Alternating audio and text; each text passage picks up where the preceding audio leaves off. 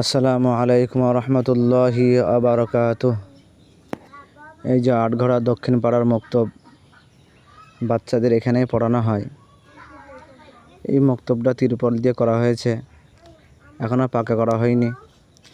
আপনারা দোয়া করবেন সকলে যেন মক্তবটা পাকা করতে পারি, আর বাচ্চাদের পিছনে এইভাবে যেন দিনের খেদমত করতে পারি। বাচ্চারা যেন দিনের শিক্ষায় শিক্ষিত হতে পারে, তাদের অন্তর কোরআনের আলোয় যেন আলোকিত হতে পারে, সমাজকে যেন আলো করতে পারে, তাদের অন্তরের আলো সমাজের মাঝে যেন ছড়িয়ে দিতে পারে। আপনারা দোয়া করবেন যেন এভাবে আমিও খেদমত করতে পারি, কিন্তু তাদের দ্বারাই যেন আল্লাহ তাআলা খেদমত নেই। এই যে আস্তে আস্তে কিছু বাচ্চা কাচ্চারা আসছে এই মক্তবে, এই দেখেন একটা ছেলে আসছে। এইভাবে মক্তবের খেদমতে লেগে আছি আমি। দোয়া করবেন যেন বাচ্চাদের পিছনে পরিপূর্ণ খেদমত আমি করতে পারি। এই দেখেন বাচ্চাদের জন্য লেবু গাছ লাগিয়ে রেখে দিয়েছে এখানে। এই যে এখানে মক্তবের কলও আছে, আপনাদের দেখাচ্ছি।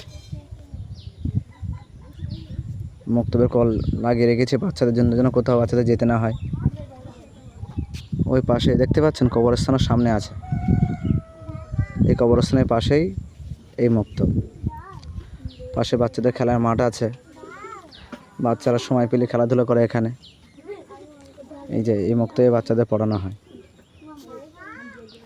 আপনারা দোয়া করবেন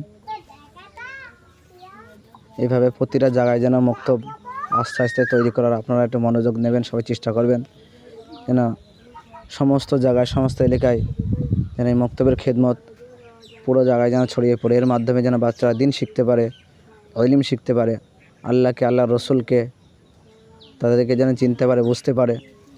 যেন ইহুদি খ্রিস্টানরা যে সমস্ত ষড়যন্ত্র করছে, সেই সমস্ত ষড়যন্ত্র থেকে যেন বাচ্চারা বাহির হয়ে আসতে পারে।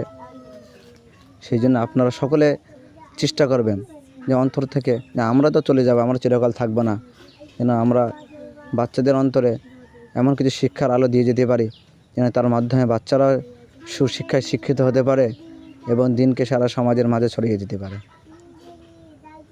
এই বলে আপনাদের কাছে, সকলের কাছে দোয়া চাচ্ছি, আপনারা দোয়া করবেন আর আপনারা এইভাবে সহযোগিতা করবেন যেন দিনের খিদমত আপনারাও করতে পারেন, যেন আমিও পারি। আসসালামু আলাইকুম ওয়া রাহমাতুল্লাহি ওয়া বারাকাতুহু।